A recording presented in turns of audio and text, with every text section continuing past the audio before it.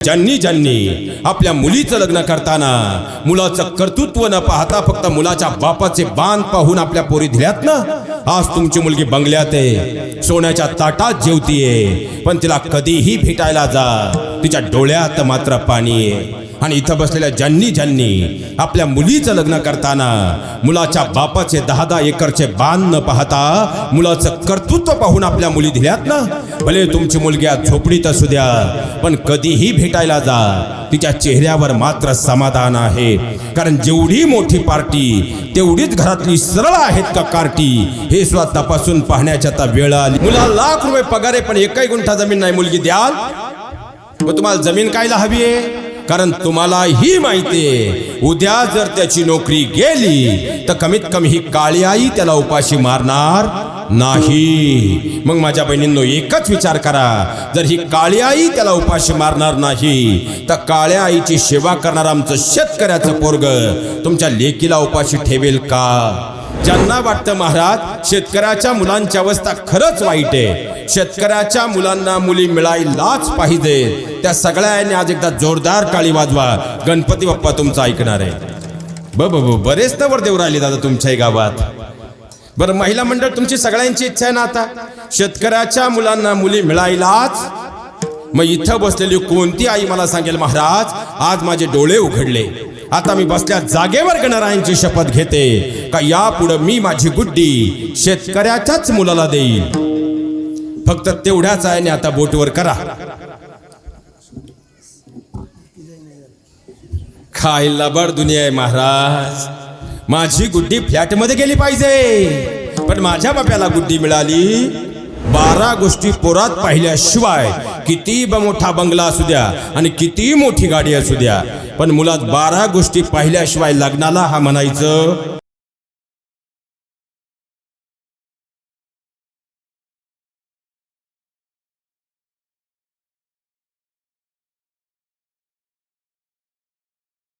संतांचं मागणं म्हणजे अमृत लोकात तुम्ही मी काय मागावं याचा दिशादर्शक मॅप आहे. कारण खऱ्या अर्थानं मागायचं आपण काय सोडणार? 17 दिवस आपण पायी दिंडी करतो, पण पंढरपूरला 3 दिवस लाईन येते आणि 4थ्या दिवशी देवाच्या चरणावर गेलं की यंदा तरी बांध माझ्याकडे सरकू दे, नाही तर यंदा तरी पप्या पिवळा तो तर होतच नाही म्हणा. आता का तुमच्या का बरं आहे? खायचं बरं आहे महाराज. आता येताना हायवे पासून 35 नवरदेव पाहत आलो, तो भंडारा पाहिलं तरी उठून उभा राहतो, आपल्या चांगला पडतो काय? बरं जाऊ द्या, आता विषय निघालाय तर महिला मंडळ एक प्रश्न तुम्हाला विचारतो. तसं खऱ्या अर्थानं फक्त खरं बोलावं लागेल, तसंही तुम्ही खोटं बोलत, मी तर काही बोललोही नाही, तसंही तुम्ही खोटं बोलत. आणि आज जर तुम्ही बोललात तर या वर्षी पप्या 100% पिवळा होईल, पण आज जर तुम्ही गप्प राहिलात तर पुढचे 5 वर्ष पप्या पिवळा होणार.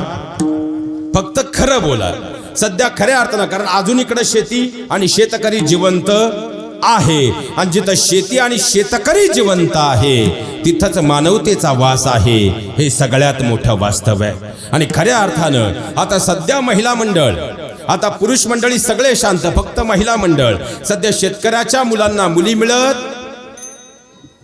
तुम्ही काही टेन्शन मध्ये आहेत का? भांडून आलेत का? मागच्या महिन्याचे 1500 आले नाहीत का? मग बोलत चला, सध्या शेतकऱ्याच्या मुलांना मुली मिळत. हा म्हणा नाही म्हणा, फक्त खरं बोला. सध्या शेतकऱ्याच्या मुलांना मुली मिळत. यांच्याबरोबर भांडताना जेवढ्या मोठ्यानं भांडताना तेवढ्या मोठ्यानं सांगा, सध्या शेतकऱ्याच्या मुलांना मुली मिळत.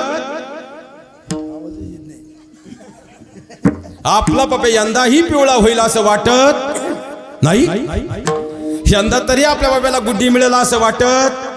बरं जाऊ द्या महिला मंडळ, ज्यांना वाटतं महाराज शेतकऱ्याच्या मुलांची अवस्था खरंच वाईट आहे, शेतकऱ्याच्या मुलांना मुली मिळायलाच पाहिजे, त्या सगळ्यांनी आज एकदा जोरदार टाळी वाजवा. गणपती बाप्पा तुमचं ऐकणार आहे. बरेच नवर देव राहिले दादा तुमच्याही गावात.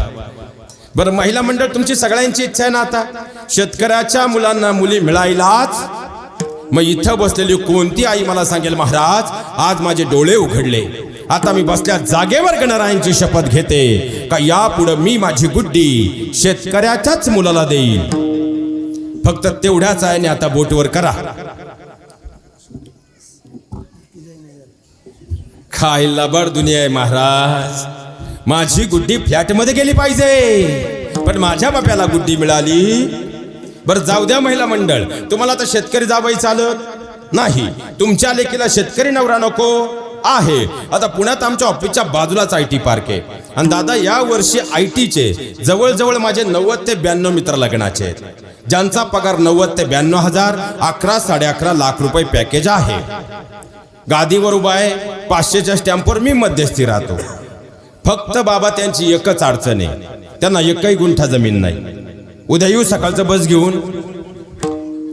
किती आहे आपली पोर देतील बोटवर करा. मुला लाख रुपये पगार आहे, पण एकही गुंठा जमीन नाही. मुलगी द्याल? मग तुम्हाला जमीन कायला हवी आहे? कारण तुम्हाला ही माहिती आहे उद्या जर त्याची नोकरी गेली तर कमीत कमी ही काळी आई त्याला उपाशी मारणार नाही. मग माझ्या बहिणींनो एकच विचार करा, जर ही काळी आई त्याला उपाशी मारणार नाही तर काळ्या आईची सेवा करणार आमचं शेतकऱ्याचं पोरग तुमच्या लेकीला उपाशी ठेवेल का? म्हणून हात जोडून विनंती करतो, आता विचार बदला. आणि सध्या तुमच्याकडे ते फेडाले आता पार्टी. त्यांचा बंगला रस्त्याच्या कडेची 3 गुंठ दिली मग बांधला. तुला माहितच नाही येडे. दारासमोर 4 व्हीलर आहे, फक्त याच मार्चला त्याच्या घरी रात्री 3ला जाऊन 3 पतपेढ्या त्याच्या घरी बसू दे. महाराज हा विनोद नाही. अहो इथं बसलेल्या ज्यांनी आपल्या मुलीचं लग्न करताना मुलाचं कर्तृत्व न पाहता फक्त मुलाच्या बापाचे बाण पाहून आपल्या पोरी दिल्यात ना, आज तुमची मुलगी बंगल्यात आहे, सोन्याच्या ताटात जेवतीये, पण तिला कधीही भेटायला जा तिच्या डोळ्यात मात्र पाणी आहे. आणि इथं बसलेल्या ज्यांनी आपल्या मुलीचं लग्न करताना मुलाच्या बापाचे 10-10 एकरचे बाण न पाहता मुलाचं कर्तृत्व पाहून आपल्या मुली दिल्यात ना, भले तुमची मुलगी झोपडीत असू द्या, पण कधीही भेटायला जा तिच्या चेहऱ्यावर मात्र समाधान आहे. कारण जेवढी मोठी पार्टी तेवढीच घरातली सरळ आहेत का कार्टी, हे सुद्धा तपासून पाहण्याची आता वेळ आली आहे. विठ्ठल